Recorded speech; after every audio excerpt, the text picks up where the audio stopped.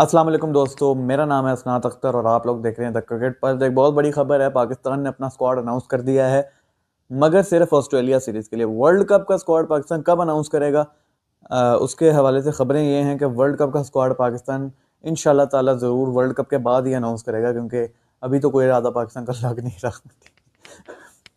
मजाक कर रहा हूँ, बट पाकिस्तान का ऑस्ट्रेलिया के अगेंस्ट जो है वो स्क्वाड आ चुका है वर्ल्ड कप का। इन्होंने अभी भी हमें पता है इनका माइंडसेट जो है किस तरह का है, वो बड़े डरपोक किस्म की टीम है, तो इनको पता नहीं है कि हमारी वर्ल्ड कप की टीम क्या है।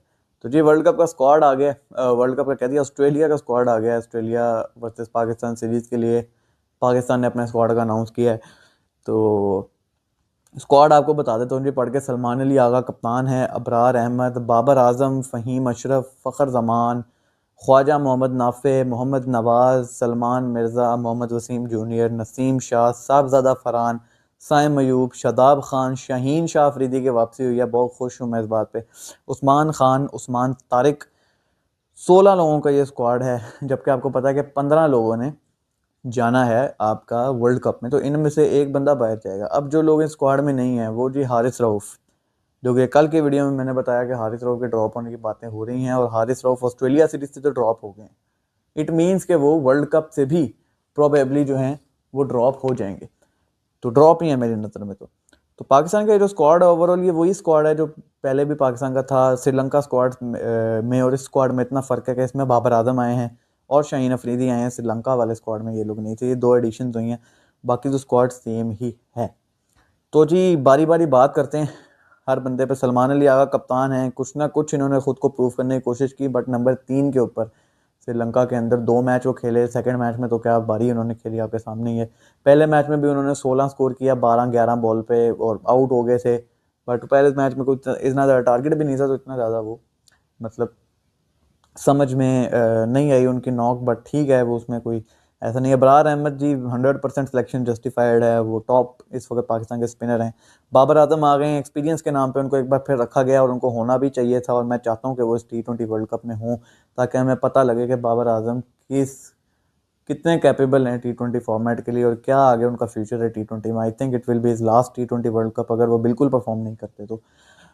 उसके बाद फ़हीम अशरफ हैं, फ़हीम अशरफ का हमें कोई डाउट नहीं। फ़खर जमान पाकिस्तान के T20 स्क्वाड में हैं। अब फ़खर जमान को मैंने बहुत बैक किया है, मेरे साथी मोहम्मद मुनीब आरिफ ने बहुत बैक किया है, और मैं समझता हूँ कि पाकिस्तान का जो सबसे बड़ा मैच विनर है एट द मोमेंट वो फ़खर जमान है, उसके अलावा कोई भी नहीं। बट T20 के अंदर फ़खर जमान ने अपने आप को प्रूफ नहीं किया। IL T20 खेल रहे थे, उसमें कोई परफॉर्मेंस नहीं थी, एक 70 मारा, वो भी बड़ा टूटा भज्जा था 70 था, टू बी वेरी ऑनेस्ट। तो फ़खर जमान आ गए हैं स्क्वाड में, बट इनकी selection at this time justified नहीं है, एंड देन इनकी जगह भी नहीं बन रही है प्लेइंग 11। मतलब कहाँ खिलाओगे?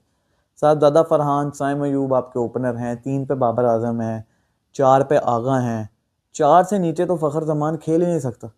इवन 5 पे मैं कहूँगा कि नाफे को रखें, तो फ़खर जमान की तो जगह ही नहीं बन रही एट द मोमेंट। तो फ़खर जमान की जगह पे आप हसन नवाज़ को रख सकते थे एज योर बैकअप, और हसन नवाज़ को आप नीचे भी खिलाते रहे हो, एंड देन यू कैन।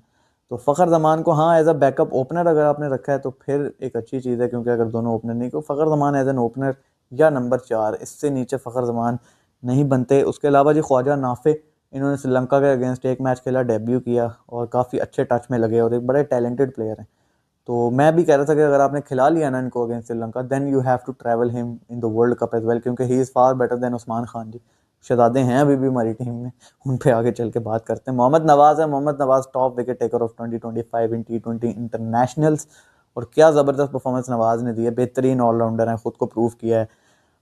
तो नवाज़ आ गए हैं, अच्छी बात है। मोहम्मद सलमान मिर्ज़ा हैं, सलमान मिर्ज़ा की तो मैं क्या ही बात करूँ, वो जो वेरिएशंस कराते हैं और जिस तरह से उनकी थोड़ी सी उम्र जो है ना ज़्यादा हो चुकी है, but as far as he is performing I think Salman Mirza will be one of the key bowlers, key fast bowler for Pakistan. Mohammad Wasim junior की सिलेक्शन बनती है, ठीक है, उनको 50-60 रन पड़ गए थे in the previous game against Sri Lanka, but Wasim junior एक बड़े ज़बरदस्त किस्म के डेथ बॉलिंग कर सकते हैं, उनमें कैपेबिलिटी है, और अगर आपने हारिस रऊफ निकाले हैं तो उनकी बेस्ट रिप्लेसमेंट जो है वो मोहम्मद वसीम जूनियर बनते हैं, और वो सुपीरियर भी हारिस रऊफ से किस वजह से हैं वो मैं एक बार पहले भी बता चुका हूँ, क्योंकि वो रिवर्स स्विंग बड़ी अच्छी यूज़ करते हैं, उनके यॉर्कर्स ऑन पॉइंट होते हैं, एंड देन डेथ बॉलिंग उनकी बड़ी अच्छी। ठीक है, एक स्पेल में मार पड़ गई, you can not define a player with only one spell, ठीक है, उसके बाद नसीम शाह है। नसीम शाह की सिलेक्शन का तो मुझे नहीं पता, बट नसीम शाह की fitness up to the mark नहीं है, थोड़ी बहुत बेहतर हुई है, बट नसीम शाह क्यों हैं, किस वजह से हैं, मैं अभी भी इस चीज़ को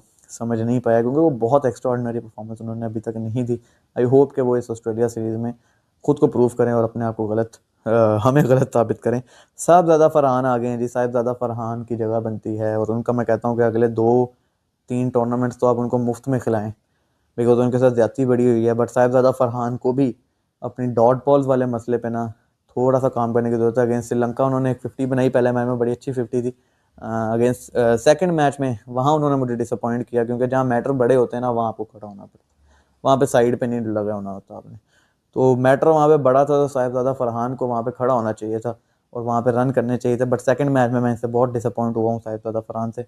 बट साहिबजादा फरहान आ गए हैं और वो सबको पता था उन्होंने होने। साइम अयूब है, Saim Ayub with the ball बड़ा अच्छा कर रहे हैं, विद द बैट भी उनको अच्छा करने की ज़रूरत है, और हम चाहेंगे कि वो भी अच्छा करें। शादाब खान है, शादाब खान पे बात तो बहुत हुई कि यार ये क्यों सिलेक्ट हुए, बट बॉलिंग इन्होंने अच्छी कर दी है। अगर आप रियलिस्टिकली सोचें और बुग्स वगैरह सब साइड पे करें, न्यूट्रल हो गया, अगर आप बात करेंगे तो उन्होंने श्रीलंका में अच्छी बॉलिंग की, इवन सेकंड गेम में भी अच्छी बॉलिंग की, पहले मैच में तो बहुत अच्छी बॉलिंग की उन्होंने, देन विद द बैट भी रन बनाने। तो शादाब ने कहीं ना कहीं अपने सिलेक्शन को अभी तक जस्टिफाई किया है, आगे जाके भी करने की जरूरत है। वर्ल्ड कप में परफॉर्मेंस बहुत इंपॉर्टेंट होने वाली है।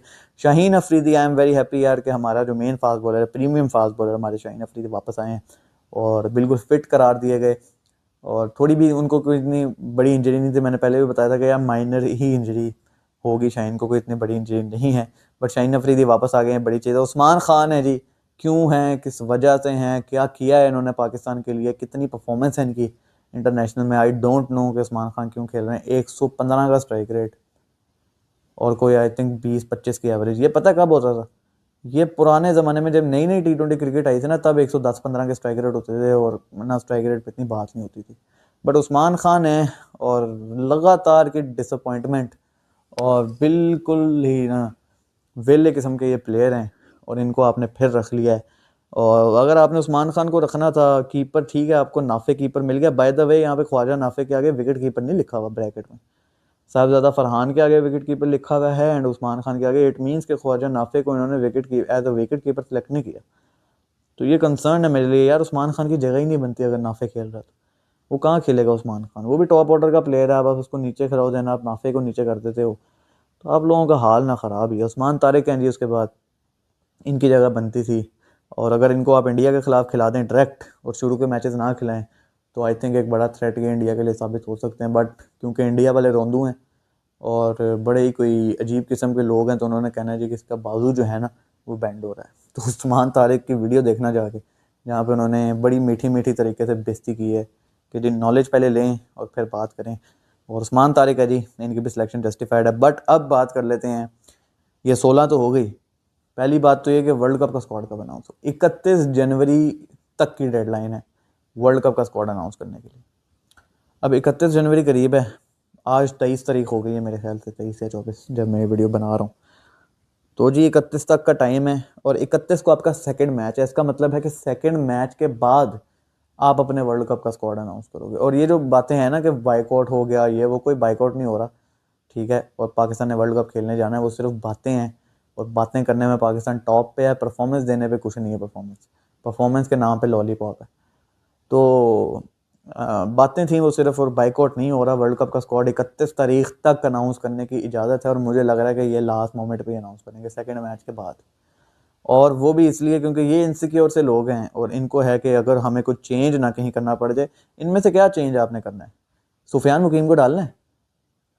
ज़रा जवाब दें कि सुफियान मुकीम को डालना है, जो टॉप का परफॉर्मर था, उसके साथ तो ज्यादती की रज के पीसीबी ने किया, या हसन नवाज को डालना है, या हारिस रऊफ को लेके आना है? कोई चेंज नहीं आपने करना, इनमें से एक बंदा निकालना है। और ये एक बंदा कौन सा निकालेंगे, मेरी वीडियो सेव कर लो। उस्मान तारिक इस स्क्वाड से निकल के सीधा रिजर्व में जाएगा वर्ल्ड कप में। क्यों? क्योंकि बाकी वाले जो है ना, इनके ना वो सगे हैं। सलमान आगा कप्तान है, वो निकलेगा नहीं। अबरार अहमद को ये निकालने का सोच भी नहीं सकते। बाबर आजम नहीं निकलेगा, फ़हीम अशरफ नहीं निकलेगा, काफ़ी देर से है।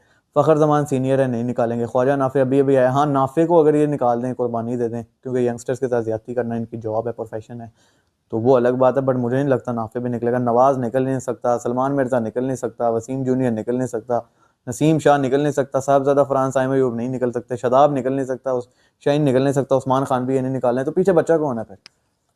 पीछे बच गया कौन है? पीछे बच गया उस्मान तारिक, तो वही निकलेगा। 16 बंदे आपने अनाउंस किए हैं, ठीक है, तो यही एक चेंज होगा कि एक उस्मान तारिक निकल जाएगा, बाकी 15 ट्रैवल करेंगे, ठीक है। हारिस रऊफ तो ऐड होगा नहीं, अगर हारिस रऊफ को ऐड करना है तो नसीम शाह की जगह करो।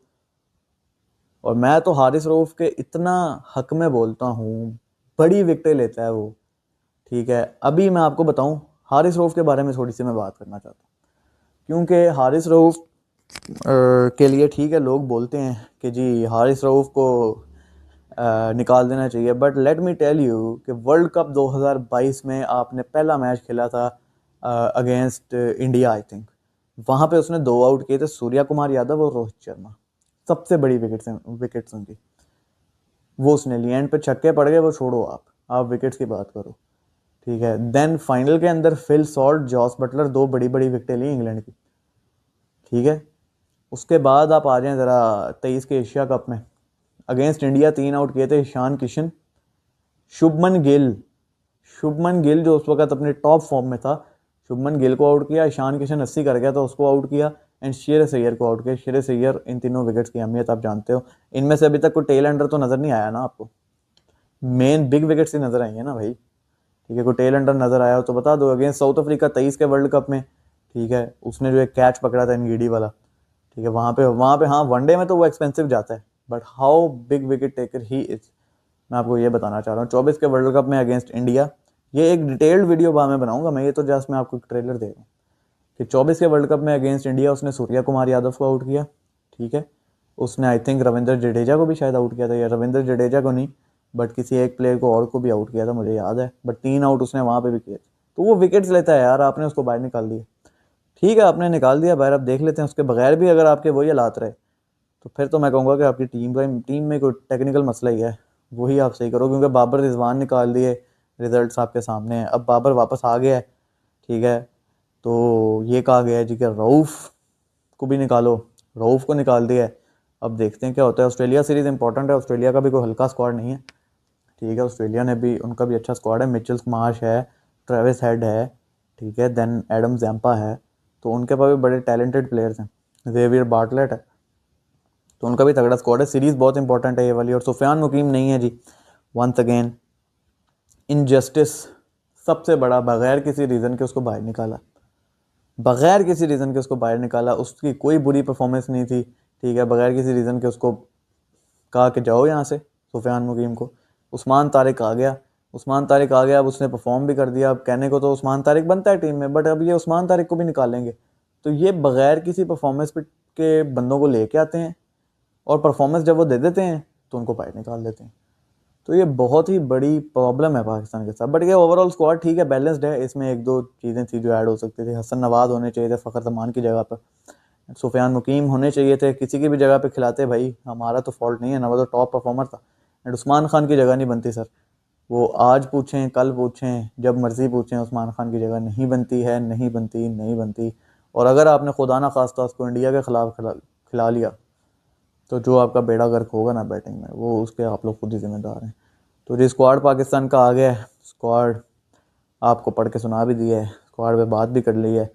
टॉप जो मैं देखना चाह रहा हूँ ऑस्ट्रेलिया सीरीज़ में, बाबर आजम की परफॉर्मेंस, बाबर आजम पे नजरें हैं, साहबजादा फरहान पे नजरें हैं, साइम अयूब को भी अब बस हो गई भाई, विद द बैट कुछ कर लो, कब करना है।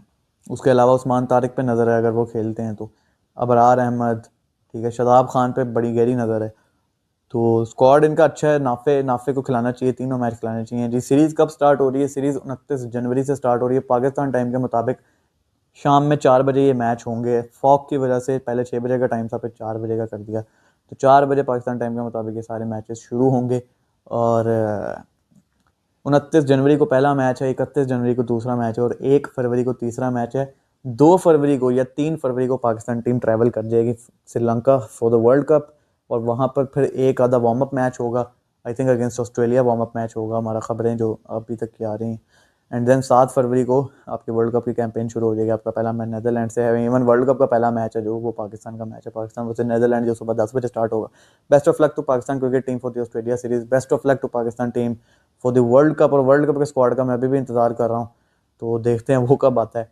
ऑस्ट्रेलिया की सीरीज़ के लिए आपको बेस्ट ऑफ लक, और वर्ल्ड कप के लिए आपको best of luck. I hope Salman Ali Agha Pakistan trophy लेके आए, और हमें अब ट्रॉफी चाहिए। फाइनल से हमारा कुछ नहीं बनता, क्योंकि बहुत खेल लिए हैं। 2021 में सेमीफाइनल खेल लिया, 2022 में फाइनल खेल लिया, 22 के एशिया कप में फाइनल खेल लिया, अभी 25 के एशिया कप में फाइनल खेल लिया। तो फाइनल्स बहुत खेले हैं, हमें ट्रॉफी चाहिए और यही हमारी डिमांड है। और अगर आगा जी ने कुछ ना किया इस वर्ल्ड कप में, तो आगा जी की एज कैप्टन छुट्टी होगी। बाबर आजम ने कुछ ना किया, बाबर आजम की एज T20 प्लेयर छुट्टी होगी। नसीम शाह की छुट्टी होगी। बहुत प्लेयर्स हैं जिनका ये आखिरी टूर्नामेंट साबित हो सकता है। ये थी आज की वीडियो पसंद आई लाइक करें और चैनल को सब्सक्राइब कर लें, साथ बेल आइकन दबाएं न्यूट्रल और फेयर एनालिसिस सुनने के लिए। तब तक के लिए मुझे इसनात अख्तर को दीजिए इजाज़त। अल्लाह हाफ़िज़।